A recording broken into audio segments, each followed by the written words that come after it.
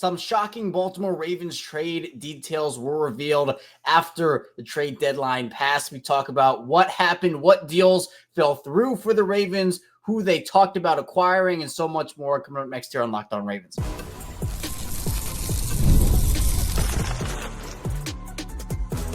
You are Locked On Ravens, your daily Baltimore Ravens podcast. Part of the Locked On Podcast Network, your team every day.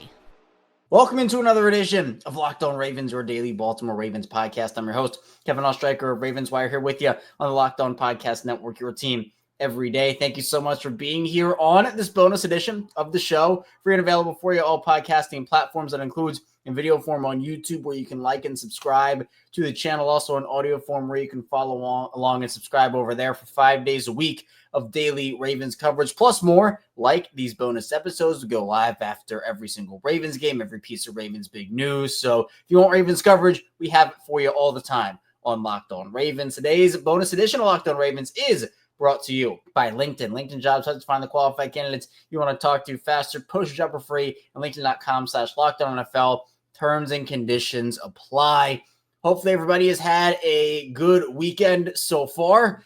And now here on Sunday, we can kind of just kick our feet up. We can relax. We can have a stress-free Sunday because the Baltimore Ravens ended up defeating the Cincinnati Bengals on Thursday night. So, hey, week 10 is a win, and we already know it's a win. So we can enjoy some football and not have to worry about the Ravens doing anything crazy. They got the job done in a crazy game, but a win is a win. And, of course, there are plenty of positives and plenty of negatives to dive into from that game. But here today, we're going to be diving into a couple of notes that were revealed for the Ravens after the trade deadline had passed. Obviously, for the Ravens, they acquired Deontay Johnson. They acquired Tre'Davious White.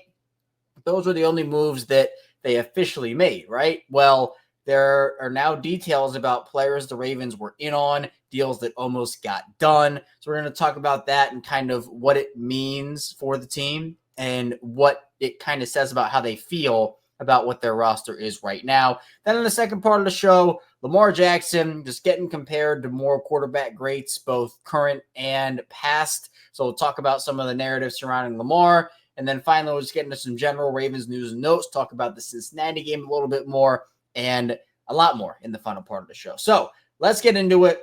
After the Thursday night game, Albert Breer revealed a couple of pretty shocking details about the Ravens and their trade deadline and what they maybe intended to do. Because, again, they acquired two players, but it was looking like they maybe could have gotten more. At least they were involved in looking to get more. Now, the Ravens, the whole process, especially on deadline day, it felt like they were in on Marshawn Lattimore because we had heard they were in on Marshawn Lattimore. It was a player that we had identified here on this show even before all that happened. It's, okay, Marshawn Lattimore, Saints aren't in a good spot. He could get traded. Well, all throughout the day before he got traded to the Commanders, the Ravens were mentioned as a team that were right there in the sweepstakes. And Albert Breer reported that Baltimore offered a third-round pick for Marshawn Lattimore. Obviously, the Commanders outbid that, and they put together a better package, and the Saints obviously accepted that. But a third-round pick, I mean, it's not like Baltimore said, we'll toss you a fourth and, take it or leave it. Third-round pick is actually pretty decent compensation. And by the way, Marshawn Lattimore, heck of a player, would have loved him in Baltimore, but seemed like the Ravens were pretty aggressively going after secondary help. And I think probably what happened was that deal didn't happen. They were in on it, but obviously Washington had the better package. So they pivoted over to Trey White, and that's where the seventh-round pick swap comes into the equation. But just imagine the secondary with Marshawn Lattimore in it. I mean, you got Marlon Humphrey, you got Lattimore, Brandon Stevens, Nate Wiggins. That is the best top four corner duo. It's a quad. Best four corner quad in the league, and it's not even close. You have two duos of really Marlon Humphrey and Marshawn Lattimore, and then Brandon Stevens and Nate Wiggins. But man, that would have been crazy. And we know how poor the secondary has been this season. We know how poor the pass defense has been. I'd like to think that Marshawn Lattimore would have helped that. And Trey White, is he going to come in and be Marshawn Lattimore? I mean, I think we can all realistically say no. I think everybody would love if it happened, but I'm not going to put that expectation on Trey White. the guy who was coming over as a healthy scratch over the last month for the Los Angeles Rams. And speaking of Trey White, before we get into the actual, Lattimore is a big one, but there's another big one. We'll kind of do a big move and then big move sandwich with a little move in between, or at least a little news. Trey White removed his playtime incentives from his contract to maneuver the trade to the Ravens. So there is no playtime, it looks like, for Tre'Davious White in terms of incentives that he can hit. So for him, even if he plays a ton and he hits a bunch of those, they're no longer in his contract. So that ended up helping him get to a new situation. It didn't look like Trey White had a role in Los Angeles and felt like the Rams were just going to cut him if he wasn't traded, and Baltimore wanted to secure his services. So they give the 7th round pick swap, and for the Ravens, they get him, and the playtime incentives are no longer there. So that was just a little piece of news that Albert Breer gave.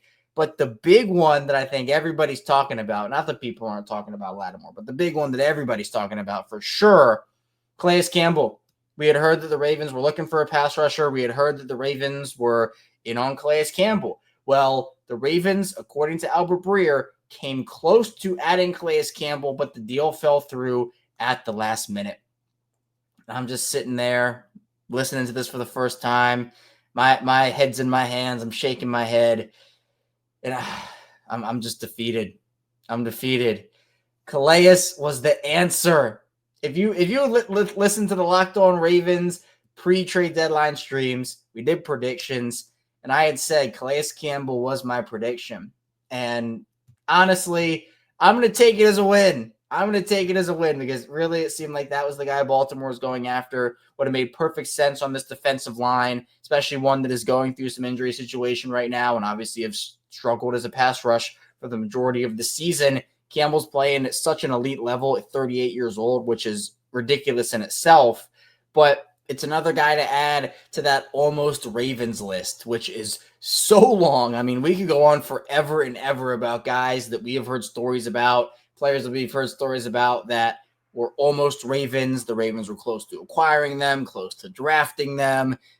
That list goes on and on and on. And so Calais Campbell, he wasn't on the list before because the Ravens actually got him in a trade, but now that deal falls through with Miami. I don't know what Miami's doing, by the way. I think that's honestly mismanagement by them and honestly probably doing Calais a little dirty. I don't know if Calais is going to get released, and if he does, I think it will probably be a bidding war between the Ravens and the Bengals, depending on if the Bengals are still in the playoff hunt at this point. My opinion on the Bengals, they don't make the playoffs this season. I think the Ravens kind of ended their year, but Campbell would have fit perfectly. He really would have. And especially his ability also, he can play a big edge. So his versatility would have been great. And obviously he knows the system. It's not the system he was in. Obviously wasn't there when Zach Orr was D coordinator, but it's a similar thing. So I would have loved Calais Campbell. But man, just hearing the deal fell through at the last minute, it's just like, they were so close. And we talked about the disappointment of the trade deadline because they didn't have a pass rusher and how they needed to do that, especially for the long term of this season. Obviously, Calais would be a short-term option, but for the long term of this season, you needed somebody, and they just couldn't get the job done. So not for lack of trying from this front office, for sure, right? And I never questioned that the Ravens didn't try. I think they most certainly did, and Albert Breer here reporting all this confirms it. But it still is disappointing that nothing was able to get done here for a pass rusher, but it does take two to tango, right? That's the phrase. Takes two to tango. Eric DeCosta can want a pass rusher all he wants, but if nobody's willing to deal to him, or if no one's willing to come down on the asking price for a guy, then you're kind of out of luck. So some decently big news, and actually we have one more piece of news, not trade deadline related, but move related for the Ravens. The Ravens obviously released Yannick Ngakoue to make room for Keaton Mitchell on the roster, and they were interested in bringing him back to their practice squad, but he was claimed officially by the New England Patriots. And now the word came out that only one other team placed a claim for Ngakoue. That would be the Cincinnati Bengals, who are in desperate need of anything right now, not named Joe Burrow or Jamar Chase. So Ngakoue probably would have helped them, but the Patriots get out in front with their waiver order. and they scoop him up. So no more Ngakoue in Baltimore, and I don't think he's ever coming back at this rate. I mean, two pretty miserable stints with the Ravens. I thought Ngakoue was fine his second time around here in Baltimore, but probably not as much of a needle mover as the Ravens had hoped. And I guess they're just going to give snaps to David Ojabo, who didn't necessarily look all that good on Thursday night. But coming up in the second part of the show, we'll talk about Lamar Jackson, him being compared to more quarterback greats, both in the present day and from the past. So be sure to stay tuned. A lot to get to on the show.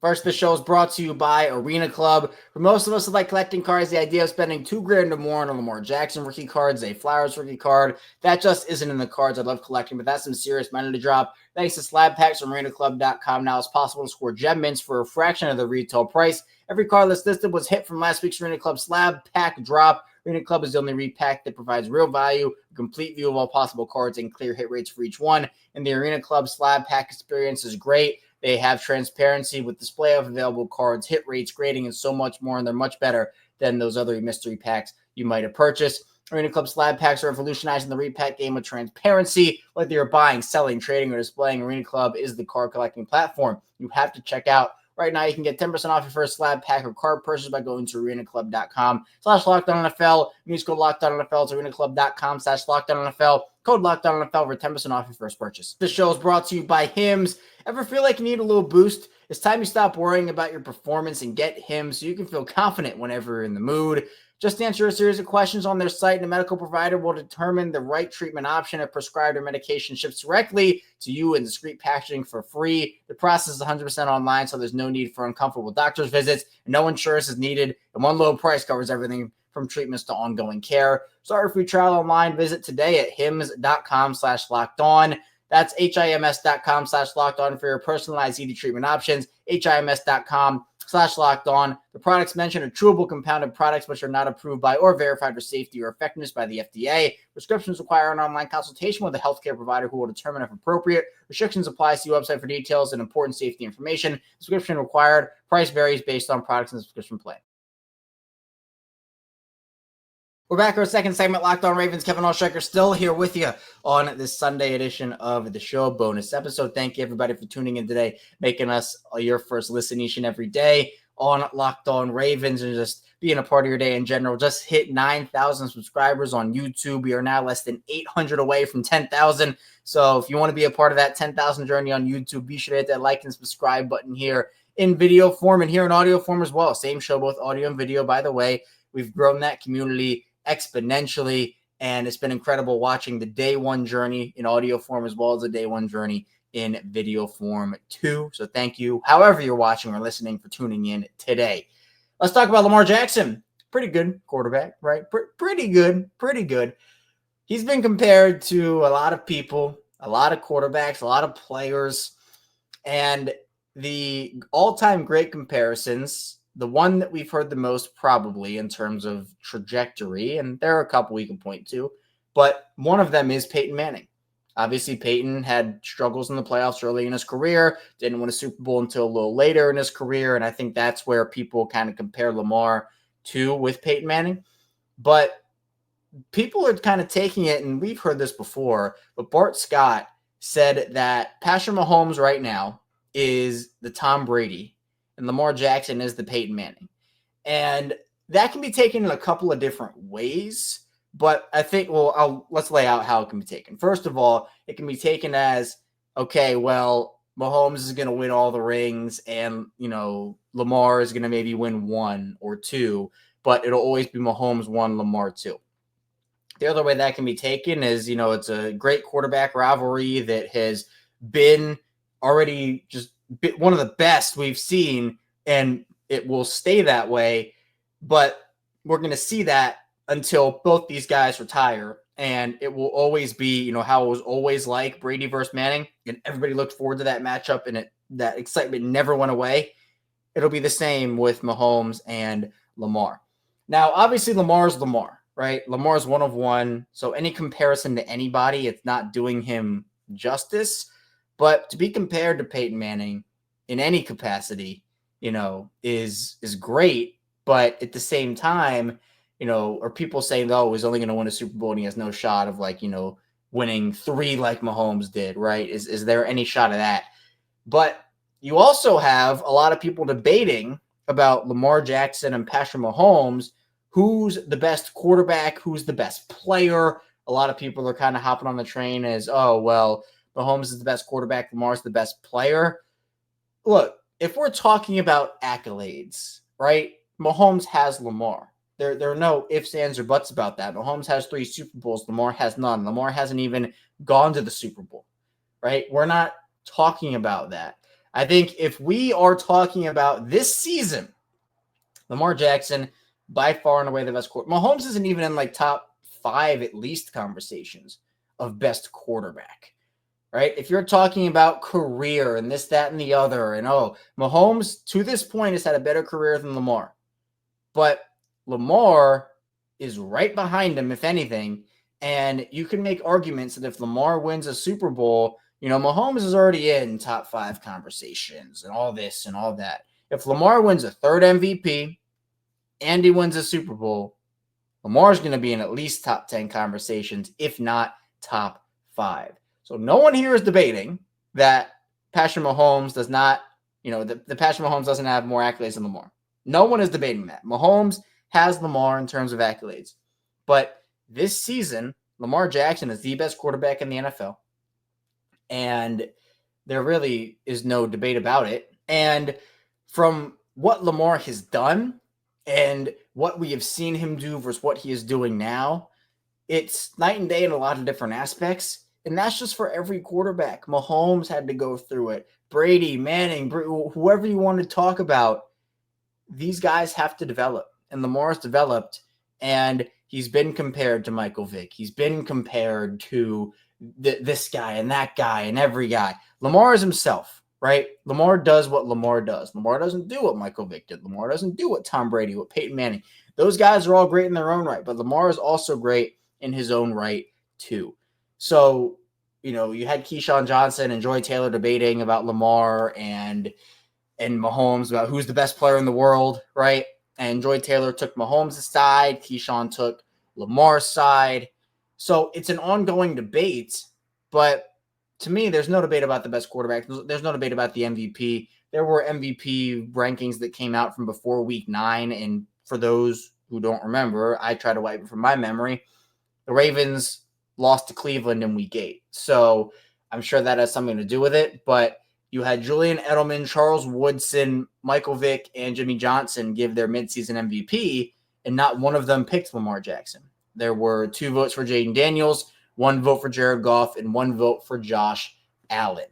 So, look, I have to think, for those guys in particular, that has changed. And we've heard, Shannon Sharp, Chad Ochocinco, Chad Johnson talk about, okay, Lamar MVP, this, that, and the other. That respect has slowly turned for him because a lot of people are still putting Jared Goff in that conversation, still putting Josh Allen. It doesn't matter, right? Lamar should be the MVP this season, but at the end of the day, Lamar doesn't care about that MVP, right? Lamar cares about winning a Super Bowl, winning a Super Bowl MVP. That is the MVP Lamar Jackson wants.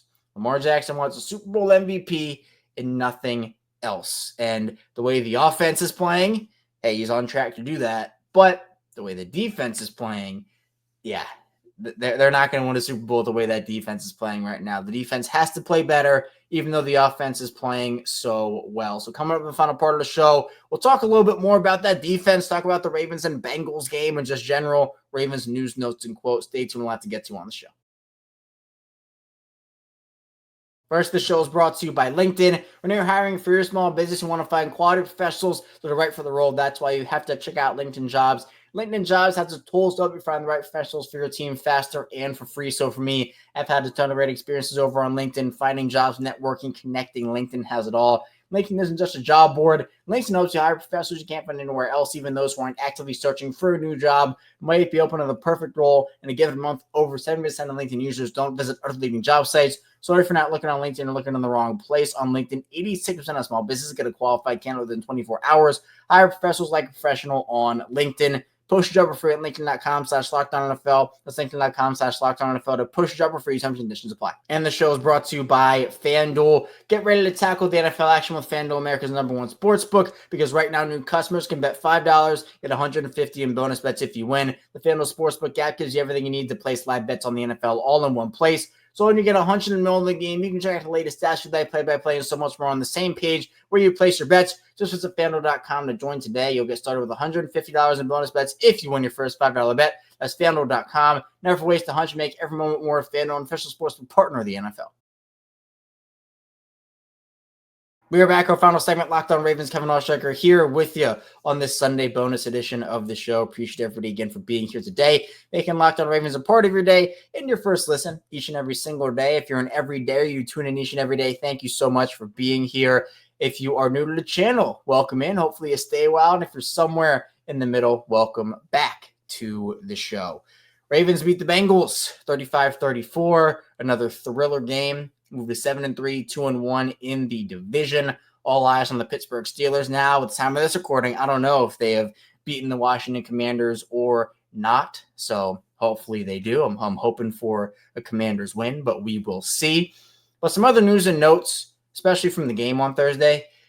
One thing that John Harbaugh talked and joked about was covering Ja'Marr Chase. And Ja'Marr over 400 yards in both these games combined receiving against the Ravens. We know the secondary has been terrible. We know that they need improvement there. But Harbaugh was asked about it and kind of said he, looked for him after the game, but couldn't find him, couldn't track him down. And he ended up joking, saying, well, that's kind of appropriate, isn't it? Because the Ravens couldn't find him and couldn't track him down the entire game. So Harbaugh kind of joking about the defense, said he was proud about the effort, said there was obviously stuff to clean up.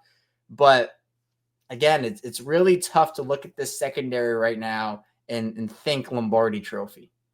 And I talked about this, Bruce Cunningham on 105.7 The Fan.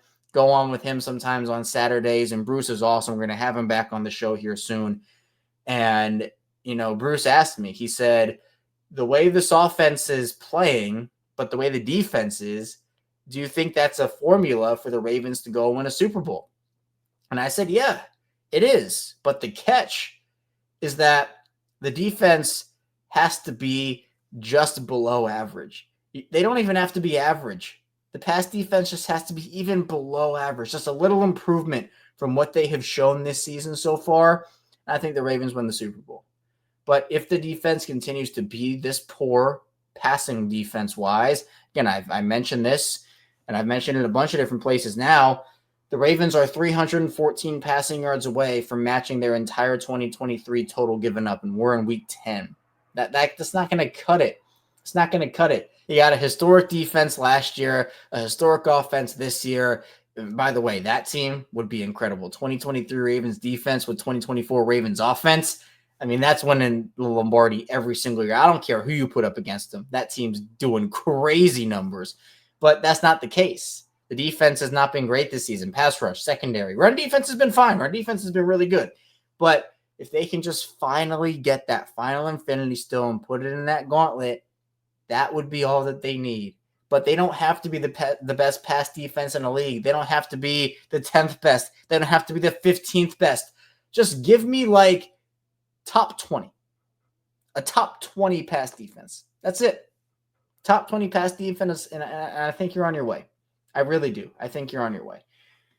So, to me, I think with what the Ravens have, you have a lot of potential. I think for a lot of people, it's just a matter of the playoffs, though. Obviously, you got to get there first. I'm not crowning Baltimore or anything right now. But with the way that Kansas City has played, and honestly, that hasn't really been that good, but they just found a way to win games, it doesn't look like Baltimore's getting the top seed. At the time of this recording, again, Kansas City hasn't played. But at the time of this recording, Kansas City is 4 games up on Baltimore, 3 in the win/loss column and 1 with the tiebreaker. So that probably means Baltimore does not get the 1 seed, does not get the bye. And if anything, if Kansas City keeps it up, they will have to travel to Arrowhead in the AFC Championship or even maybe before then based off of everything. But the thing that I do like, and I've been thinking about this and I've just been forgetting to mention it, the thing that I like about what the Ravens have done this season is I like that they're in these close games. and they're pulling out victories. I like that they're getting battle tested like this. And I've said this before, but I want to say it again now because we've had a couple more of those games. Even the ones that they lost to Cleveland, right? That was a game that's a battle test game. But then you get tested against the Bengals again. You pull out that win. You come from behind. You find a way. The Ravens didn't get challenged like that a lot last season. They're getting challenged like that a ton this year. And I think that will be better for them in the long run than just blowing every team you face out by 40 and not having to play all 4 quarters almost every other week. Now, the Ravens have had those games this year, right? I'm not saying they haven't. It's good to have those games. I like just kind of the stress-free. We're talking about stress-free Sunday with no watching the Ravens today, but the stress-free of not having to worry about the fourth quarter and this, that, and the other. But the Ravens, even when they're making poor decisions in the fourth quarter, or it's not going their way, or this, that, and the other is happening, at least the Ravens are either finding ways to win or learning about themselves. And when you blow teams out, a lot of your weaknesses don't get recognized, but every team has them. I don't care how good you are. Every team has a weakness or two. And when you get to the playoffs, if those weaknesses get exploited, you don't have a do-over. So I'm glad that the Ravens are in these closer games this season. That, to me, is a really good thing. And I think, again, as I mentioned, it will help them out tremendously once we get to January and hopefully February football for this squad. So Ravens, again, next matchup against Pittsburgh. That's going to be a big one in week 11. But for now, Ravens are 7-3 and got the job done on Thursday night. That's all I have for you here today on Locked On Ravens. Thank you so much for tuning in to the show. On the way out, be sure to hit that like and subscribe button on YouTube and follow along and subscribe button in audio form. Same show, both audio and video. Of course, we bring you 5 days a week of daily Ravens coverage plus more. Coming up tomorrow, we'll be back to our regularly scheduled programming. So be sure to stay tuned for that, and I'll see you right back here tomorrow on Locked On Ravens.